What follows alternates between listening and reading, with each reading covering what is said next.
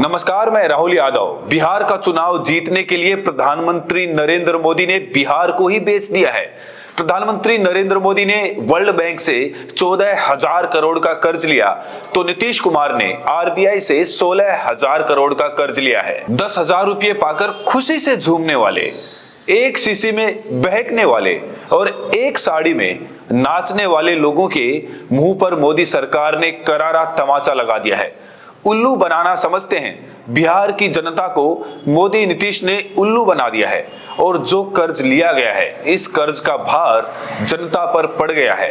इस खबर को देखकर आप सभी लोग हैरान हो जाएंगे, परेशान हो जाएंगे और आप लोग यही कहेंगे कि वाह मोदी जी वाह, आपने तो बिहार की धज्जियां उड़ा दी। ये बिहार का चुनाव नहीं बल्कि बिहार को कंगाल करने का चुनाव था, जिसमें प्रधानमंत्री नरेंद्र मोदी सफल हो गए हैं। अब आप सभी लोग सबूत मांगेंगे कि आपके पास क्या सबूत है कि प्रधानमंत्री नरेंद्र मोदी ने 14,000 करोड़ रुपए का कर्ज वर्ल्ड बैंक से लिया है। आप लोग मुझसे पूछेंगे कि आपके पास क्या सबूत है कि नीतीश कुमार ने 16,000 करोड़ का कर्ज आरबीआई से लिया है। और जो सूद सामने निकल कर आया है, ब्याज समझते हैं, ब्याज इतना है कि बिहार की जनता त्राहिमाम करने लगेगी। जरा इस खबर को ध्यान से देखिए। जरा यहाँ पर देखिए, एक रिपोर्ट सामने आई है जहां पर लिखा भी है वर्ल्ड बैंक का 14,000 करोड़ का लोन जो विकास परियोजनाओं के लिए लिया गया था, उसे मोदी सरकार ने सीधे बिहार चुनाव में 1.25 करोड़ महिला वोटरों को बांटने के लिए डाइवर्ट कर दिया। जरा देखिए, प्रधानमंत्री नरेंद्र मोदी ने विकास परियोजना के नाम पर वर्ल्ड बैंक से 14,000 करोड़ का लोन लिया और यह सारा का सारा पैसा बिहार चुनाव में खर्चा कर दिया गया है। और जब चुनाव में पैसा खर्चा हुआ है तो 5 साल तक जनता को लूटने का काम मोदी सरकार करेगी। 14,000 करोड़ के बदले 50,000 करोड़ जनता से वसूलने का काम मोदी सरकार करेगी।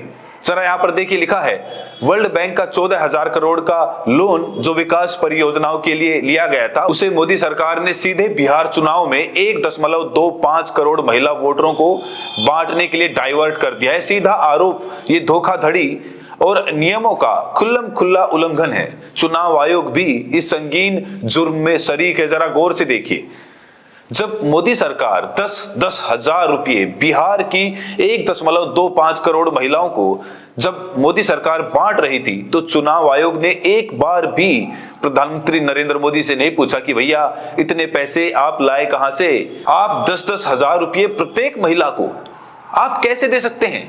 1,25,00,000 महिलाओं के खाते में आप 10 हजार रुपये कैसे भेज रहे हैं? चुनाव आयोग ने एक बार भी मोदी से नहीं पूछा और प्रधानमंत्री नरेंद्र मोदी ने वर्ल्ड बैंक से 14,000 करोड़ का कर्ज लिया, लोन लिया कि हम विकास परियोजनाओं में पैसा खर्च करेंगे, लेकिन सारा पैसा बिहार की महिलाओं को बांट दिया गया ताकि उनका वोट मिल सके। अब दोस्तों देखिए, यहाँ पर चुनाव से पहले आरबीआई से 16,000 करोड़ रुपए का कर्ज नीतीश कुमार ने लिया है और विपक्ष ने आरोप भी लगाया कि चुनावी जुगाड़ का यहाँ पर कोशिश की जा रही है। नीतीश कुमार आरबीआई से कर्ज लेकर चुनाव लड़ेंगे, जनता को खूब बांटेंगे, खूब खिलाएंगे, खूब पिलाएंगे और खूब नचाएंगे और अपना वोट ले लेंगे। नीतीश कुमार ने 16,000 करोड़ का कर्ज आरबीआई से लिया है। यहां पर देखिए, लिखा भी है और 63 करोड़ रोजाना सूद चुकाना होगा। जरा ध्यान से सुनिए, यानी कि जो ब्याज है 63 करोड़ रोज चुकाना पड़ेगा। जरा गौर से सुनिए। जश्न मनाने वाले आज उदास हो जाएंगे क्योंकि उनकी जेब से रोजाना पैसे निकलेंगे, क्योंकि सरकार पर जो ब्याज लगा है वो लगा है 63 करोड़ रुपए रोजाना का ब्याज है ये। यानी कि नीतीश कुमार की सरकार रोजाना आरबीआई को 63 करोड़ रुपए देगी और नीतीश की क्या औकात है 63 करोड़ देने की? भाई पैसा तो जनता देती है, हम सभी लोगों को मालूम है। सरकार नए नए नियम लाती है, टैक्स को बढ़ाती है, महंगाई को बढ़ाती है, रोजगार ठप कर देती है, विकास ठप कर देती है। सरकार जनता से पैसे ऐंठती है और कर्ज भरती है और नीतीश कुमार ऐसा ही करेंगे। तो यहां पर जश्न नहीं बल्कि बिहार की बर्बादी का ये जश्न मनाया जा रहा है।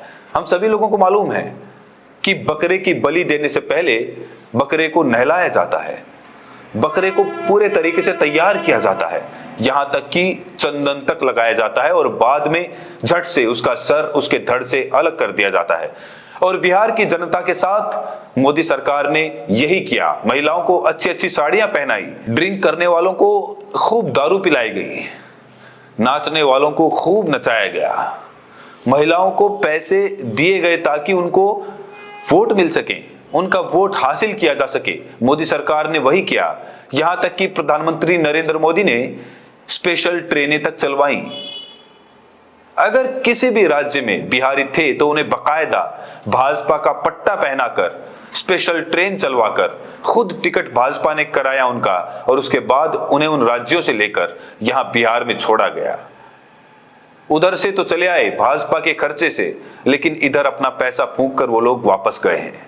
यानी कि जरा सोचिए, मोदी सरकार की चाल में जनता कैसे फंस जाती है। इस रिपोर्ट, इस खबर को देखने के बाद आप सभी लोग ये अंदाजा लगा सकते हैं कि जनता को कितना मूर्ख बनाया गया और बिहार की जनता बड़ी आसानी से मोदी के जाल में फंस गई। एक शिकारी की तरह नरेंद्र मोदी ने बहुत बड़ा गेम खेला और उस गेम में बिहार की जनता शिकार हो गई। कहते हैं ना कि बिहारी सब पर भारी, बिहारी समझदार है, बिहारी सब कुछ जानते हैं, लेकिन नरेंद्र मोदी के सामने बिहारियों की नहीं चली और नरेंद्र मोदी ने जो पैंतरा आजमाया उसमें सफल हो गए। अब सबसे बड़ा सवाल यह है कि नीतीश कुमार ने 16,000 करोड़ का कर्ज लिया आरबीआई से, नरेंद्र मोदी ने 14,000 का कर्ज लिया वर्ल्ड बैंक से, चुकाएगा कौन? इसी सवाल का जवाब दे दीजिए। जो लोग भाजपा एनडीए की जीत का जश्न मना रहे हैं वो लोग मेरे इन सवालों का जवाब दे दे। नीतीश कुमार ने 16,000 करोड़ का कर्ज लिया, सारा पैसा चुनाव में खर्चा कर दिया। प्रधानमंत्री नरेंद्र मोदी ने वर्ल्ड बैंक से 14,000 करोड़ का कर्ज लिया, सारा पैसा बिहार की महिलाओं के खातों में ट्रांसफर कर दिया गया। इसकी भरपाई कौन करेगा? सीधा सा सवाल। सरकार कहीं कमाने तो जाती नहीं है, ना नरेंद्र मोदी कहीं कमाने जाएंगे, ना नीतीश कुमार कहीं कमाने जाएंगे, तो पैसा आएगा कहां से? अब बिहार को रोजाना 63 करोड़ का ब्याज देना है। अब नीतीश कुमार ब्याज देंगे या फिर आप लोग ब्याज देंगे? आप लोग खुद मुझे बताइए।